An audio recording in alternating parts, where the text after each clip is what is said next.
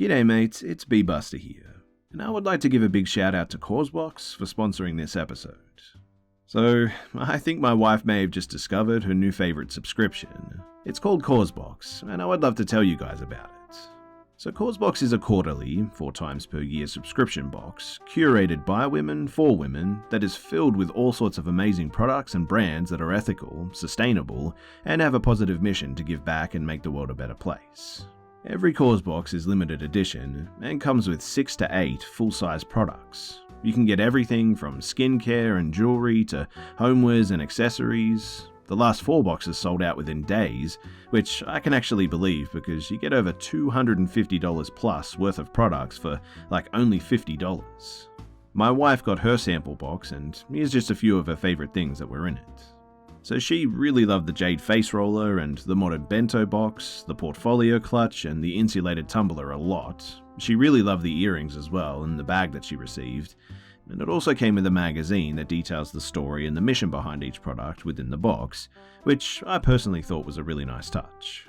My wife said that one of the best parts was just getting the Causebox in the mail. They ship it to you for free, in fact, opening it and feeling like she got herself a huge surprise bundle of gifts. I'd get this for birthdays, Valentine, Christmas gifts, for my mum, sister, friends too, because it's a really fantastic subscription. And the best part is that, of course, I got my listeners an exclusive discount.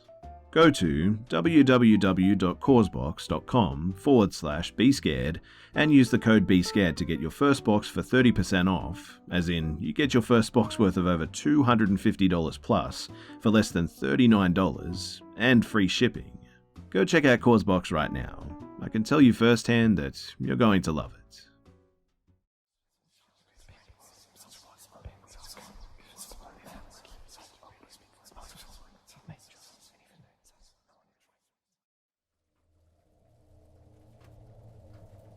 So during college, 3 friends and I went up to a family cabin that we had access to. It was always kind of fun when there was fresh snow on the ground and a full moon. You could see just like it was daylight almost and walk into the hills to the old Chicago mine. So what we would always do was go out shooting. But we had a few guns, a shotgun, pistols and a rifle, so we always felt pretty safe.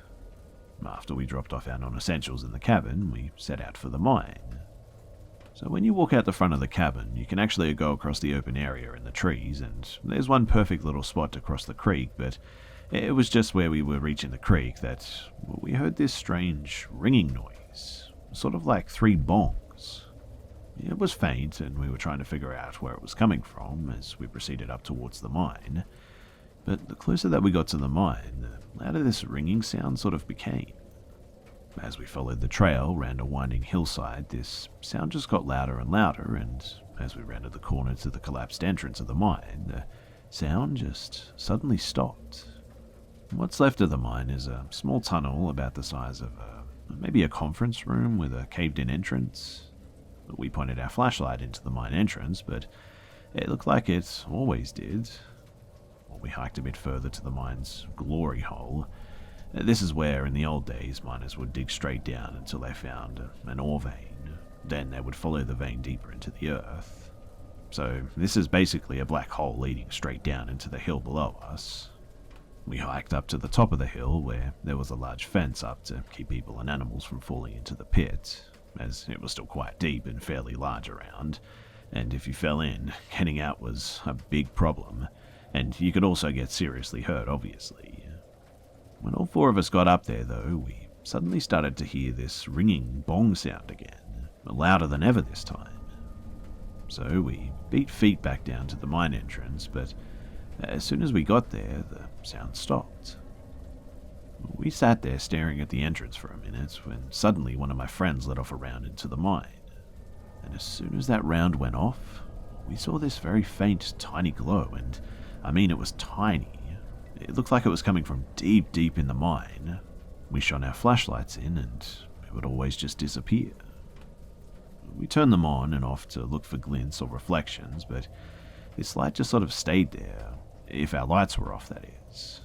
Then the light began to move, very small, sort of bobbing movements. As the glow bobbed back and forth in small arcs, that little tiny glow slowly begins to get larger.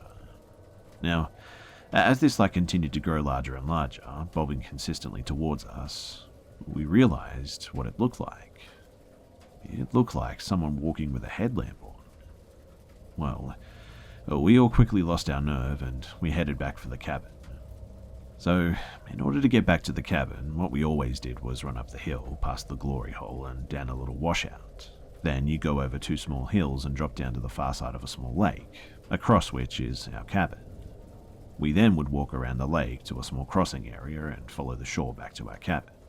So we got all the way down the hills and go to the lake before we finally decide to look back up to the mine.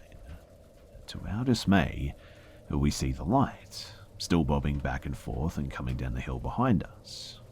We hurried over to the end of this small man-made lake and crossed the creek via a small dam. Then we headed straight to the cabin. Now, this cabin was a converted railroad car which was left there back in the 1890s or something. The family who our family bought it from moved in and converted it into a living space. One side was a bedroom area, the other side was a living area with a cooking furnace or fireplace towards the far back corner. The old car had been a passenger car, so it had viewing windows on the sides and an entrance on either side. The viewing windows were easy to look out from the seating in the car, but they were high above the ground outside. So we come running down to the cabin, we get inside, and we immediately shut off our lantern and look back the way that we came. Again though, even though it's night, it's pretty bright out with the new snow and the full moon, so much so that our cabin is still very well lit. As we're looking at the window, we see the light head around the far side of the small hills, above the lake, and then drop out of view. We keep watching out the window until the light reappeared, and it was tracing its way in its slow bobbing fashion around the far side of the lake towards the dam crossing. And as soon as we saw the light come back into view, we all sat down below the windows. I sat by the furnace and my 2 friends sat next to each other, across the car from me with their backs to the front door. My other friend sat at the back of the car near the bedroom. We sat on the floor and waited as the bobbing light got closer and closer, occasionally shining towards our window. All of a sudden, the bobbing light gleams through one of the windows on the side of the car, and now is obviously very bright, blindingly bright in fact, as if a floodlight were being shone down on all 3 of us. We can't see a thing, but we suddenly hear the back screen door open and slam closed. Then we heard what sounded like heavy boots walking towards the front door. My friend with his back to the door reached up behind him and locked it, and at this point we were all completely terrified, despite the fact that all of us had firearms in our hands. In fact, I don't even think I remember I had a gun. But the boots stomped around the front door and we all saw the door handle move, which meant that someone had tried that door once, twice, and then the front screen door shut. One of the most vivid memories for me was the sound of the boots though. I still remember that heavy stepping, like clomping sound. The steps walked back around and through the window above me and to my right. I saw this silhouette, a shadow of a person's head coming through the window and showing on the floor to my left as this floodlight shone down directly on my 2 friends by the door. All I can see is the shadow, and my friend towards the back of the car doesn't have an angle out of his window, but my 2 friends by the door are looking straight out of that window and their eyes are as big as dinner plates. I'll never forget the looks on their faces, but I'm looking down at the shadow, up at the light, back to my friends and their bulging eyes and terrified expressions. And then, all of a sudden, gone. The light, the shadow, the boots, everything was just gone in an instant. And then, for the longest time, we just sort of sat there. To this day, I can't tell you how long we sat there in silence, but finally we got up the courage to walk outside to where the light had been looking at the window from. Now, there was just no reason to go to this side of the cabin. It was away from the doors, not much of a view, and on the opposite side of the lake, so we never really hung out there or even walked over there. All the same, there were footsteps leading over there in the fresh snow. Again though, this was a railroad car, so the windows were a good 7 feet off the ground from the outside. as we neared the window from which we had seen the shadow, we saw a small semicircle with absolutely no snow directly below the window. There was snow everywhere else, but right below that window, it was just pine cones, grass, and leaves and dirt, as if whatever was there had melted the snow or something.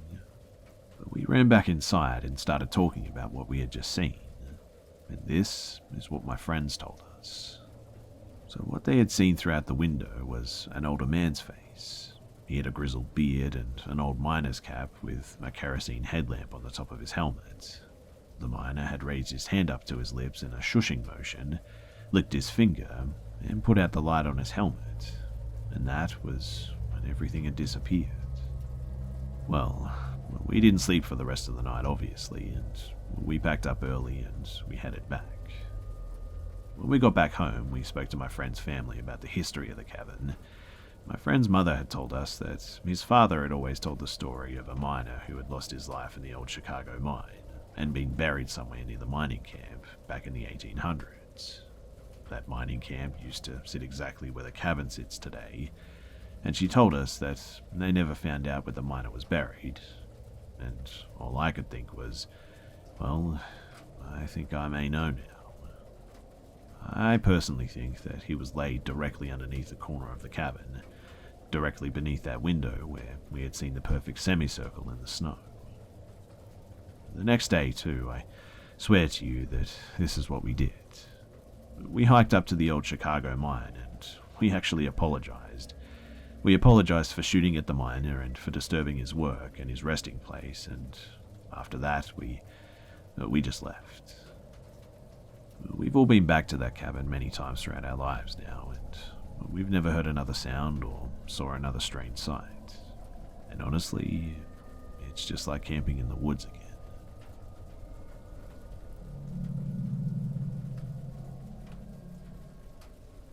So at 6 a.m, I get a morning call from work. It's a hospital, so they screen us by phone before coming in, and I'm like, whatever. Alarm is for 6:30 a.m, I can't really sleep. I'm just sort of browsing my phone in an otherwise dark room, pitch dark outside. And then I hear 4 very distinct taps on the window frame above my head, and my heart stops. I live in a nice neighborhood, first floor in a house. The window is to my backyard where a very squeaky gate exists and a fence is blocking it. And then another set of tapping a few seconds later in a calm and steady set of 3. Well, I freeze at this. Another set of 3. I turn on my bedside lamp.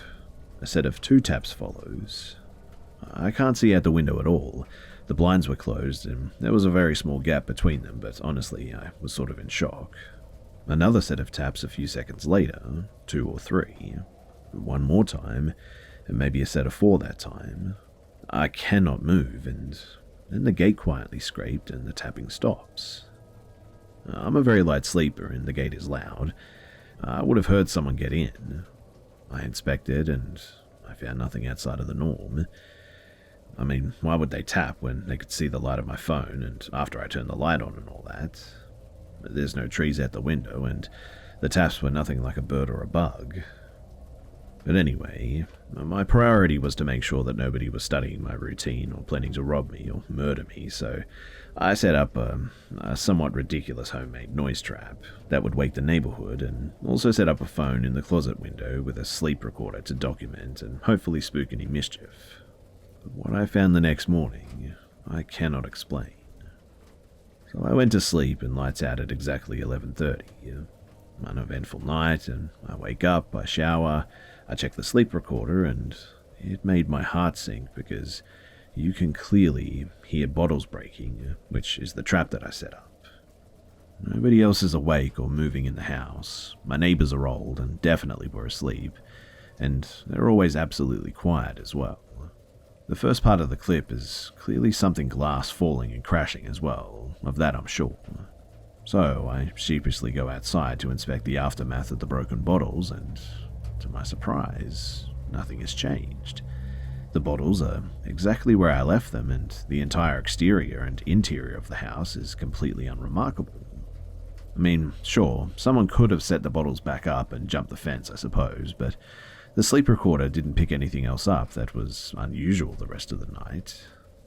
I just set up a night vision camera as well, and here's to hoping that this mystery is definitely solved tonight. I'll keep you guys updated if I find anything.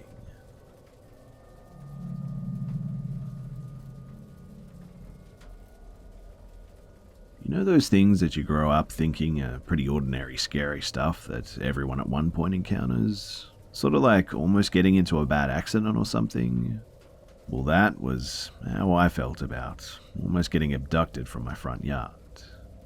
It wasn't until college, when I'd casually mentioned this incident, that I fully processed the magnitude of what just happened. Maybe that's why to this day that I'm so paranoid. But what gets me the most is how truly random these acts are and how many different circumstances have to fall into place for such events to happen. For one, it was not raining, which for Portland, Oregon is near miraculous when it's not the summer. In fact, it was a gorgeous day outside with clear skies. Second, my mum was home. Growing up at the time with a live-in nanny due to my dad's travels and my mum constantly being on call at the clinic, a true parental supervision was pretty much a rarity. And so these factors united when my mum locked the TV room and told my sister, age 5, and me, age 7, that we needed to spend more time outside. We had a yard for a reason, she said. And so we went out to our front yard, which, for context, was slanted steeply. There were about 40 steps to get from our gate by the street, and my sister and I situated ourselves on the grass about halfway down the steps from the house with our American Girl dolls in tow. We lived on a quiet side street in a safe suburban-esque area of Portland, the West Hills for those who are familiar. The biggest incidences typically involved a drunk teenager crashing into a neighbor's car or something. Crime never really happened here. Hence, my extremely type A and overprotective mum, scared by all the things that could go wrong with her patients, treated her children with an impressive amount of paranoia. However, even she felt comfortable leaving us outside unsupervised.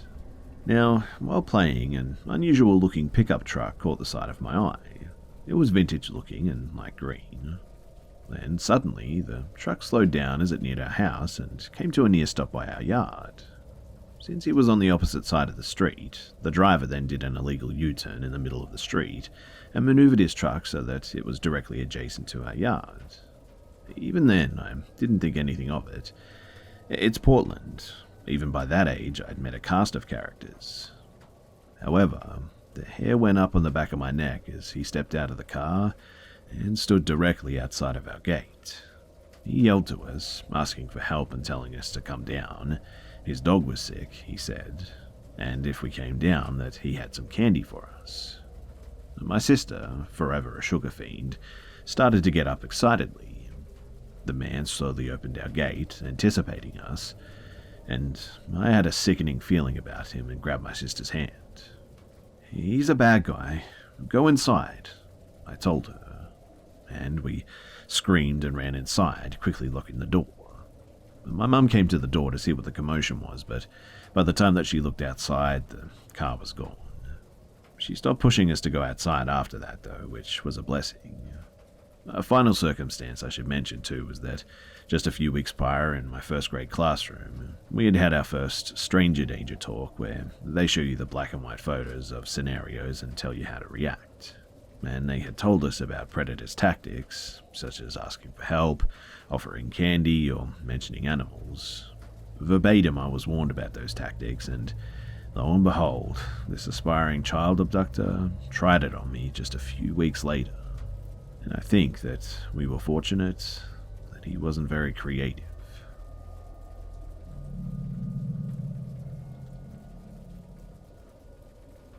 So I'm 23 right now, and this must have happened when I was 10 or 12, I think. My cousin came to visit me during the summer. I live in a small town, and at the time there probably wasn't even 2,000 people living there. I may not know everyone, but I do know quite a few people in my subdivision. Enough to know that most of them are elderly or parents with kids. So this made what had happened that much more strange. So one day I was just looking for my cat. She's allowed to go out, which has never been a problem, other than one time she ran away for a whole week, and ever since then she's always had a curfew. 9 p.m. just before dusk in my backyard, there's a football field and the bush, and just more of a reason to have her inside at night.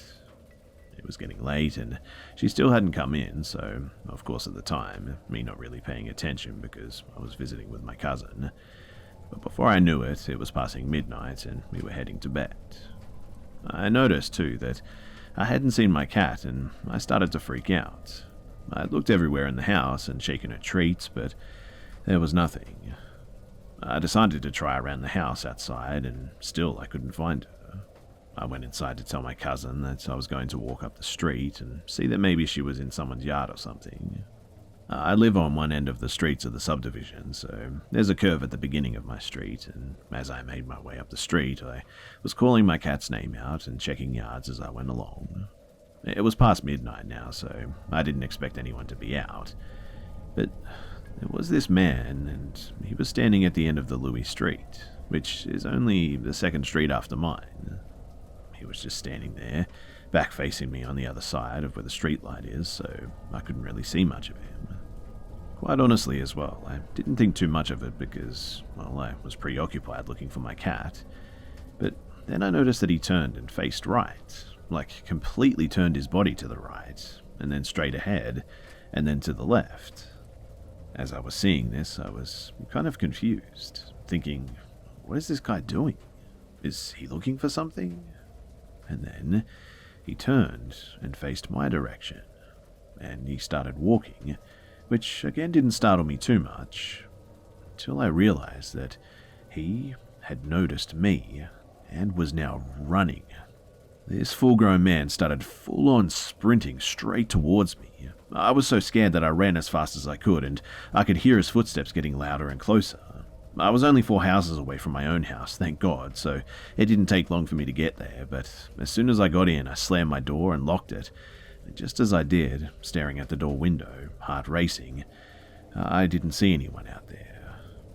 Relieved that I hadn't seen anyone, but sort of curious and confused, wondering where the man could have gone, I went to the living room to look out the big window that oversees the whole street, basically all of it anyway, and there was nothing. No one. That was weird as well because, well, there's just no way he could have really gone anywhere that fast. I mean, I should have seen him. To boot as well, my cat was inside the whole time when I came in. I really have no idea how, who, or where this man even came from or went, but I was just looking for my cat.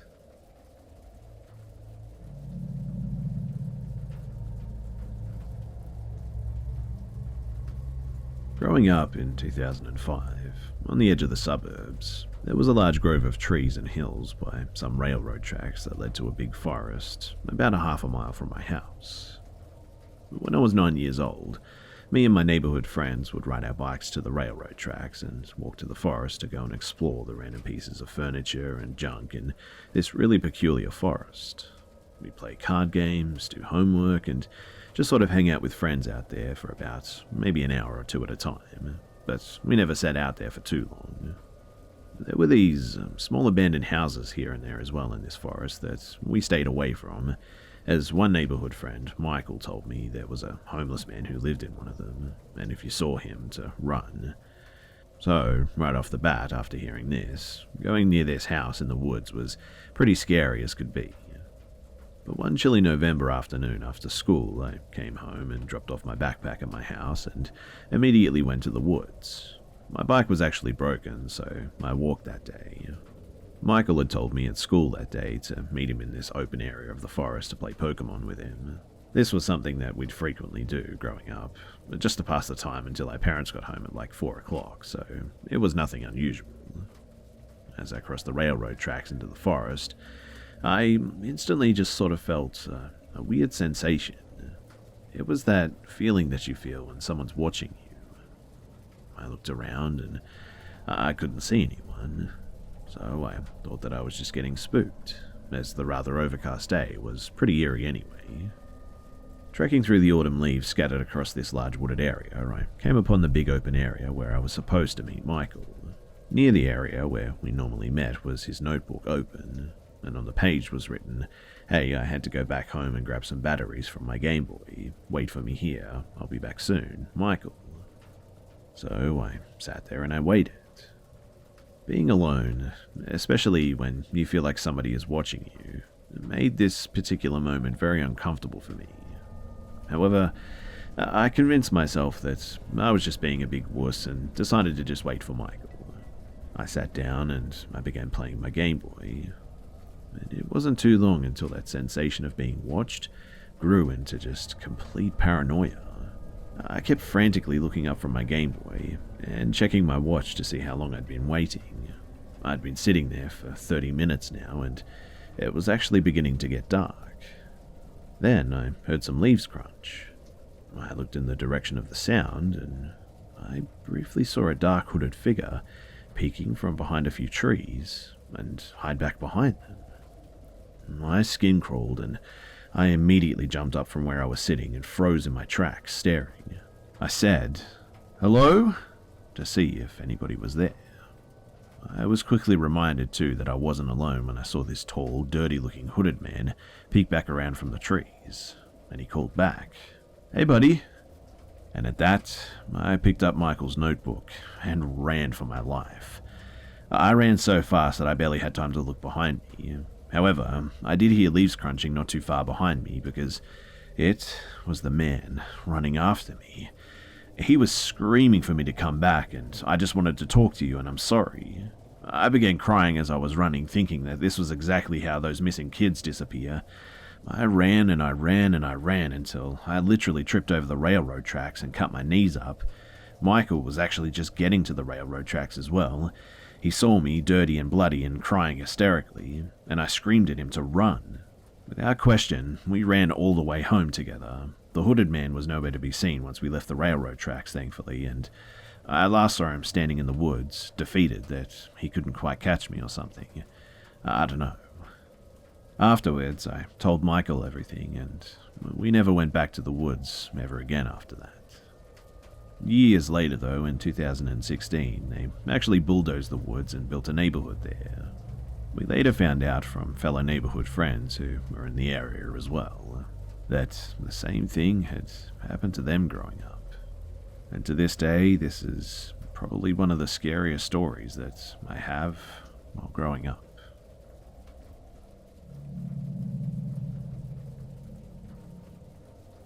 When I was around 11, I have this memory of me trying to sleep in my room and having an encounter with a strange thing. I slept in a bunk bed with my brother on the top bunk, and one night, when it was still a little after we got to bed, I felt just a bit off. When this happened, my brother was already asleep, and this happened whenever Five Nights at Freddy's was pretty big, and I was getting scared and sleeping with my blanket over my head. But I was laying there, and I saw something in the corner of my eye, and I put my covers over my head, and I heard something move, and felt something above me. It felt like some kind of a large animal, maybe, on all fours above me, but not touching me. I thought it was just my imagination, to be honest, and I said hello fairly loudly, to try and see if my brother was still awake, or trying to wake him up. I mean, maybe it was him. But it was quiet for a bit. And then I heard from directly above me, "Hi," and the voice was really quiet and seemed to sort of drag a bit, and definitely did not sound like my brother. I stayed under my covers, and I just practically shook there for the rest of the night, and eventually I got up when the sun was coming up. The only description that I can give for its appearance, though, is that it was completely black and large, but smaller than a human. And if you guys have any ideas of what could have happened besides just my imagination, then I'm all ears.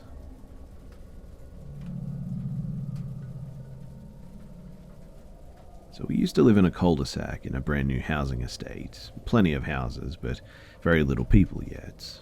And when I say brand new, it still wasn't even on the GPS yet. I work from home, so I'm in my office with my dog by my door in the middle of the day. My wooden front door is open, but my screen door is locked. I hear the door handle click, and suddenly my dog starts going off like I've never heard before. This isn't a little yapper too. She's a trained personal protection dog, We don't have guns or pepper spray as protection in Australia, so I got her. I step out of my office and I look towards the front door, and there's a man standing there completely silent. Now that I've stepped out of my office and given the vibe that I'm uncomfortable, my dog proceeds to slam herself against the screen door trying to get through to rip this bloke's face off. And she is trained to protect, but she frightened me in that moment. I've never seen her so angry and vicious before. All the while, this man is just standing there, calm, and smiling this creepy smile. Not at all fazed by this dog behind the door, just wanting to rip him apart. We're standing there for a good 30 seconds while I wait for him to say something, but he doesn't. So I call my dog back and ask him what he wants in a sort of annoyed manner because, what the heck, right? He tells me, "You need to open this door so I can give you this flyer.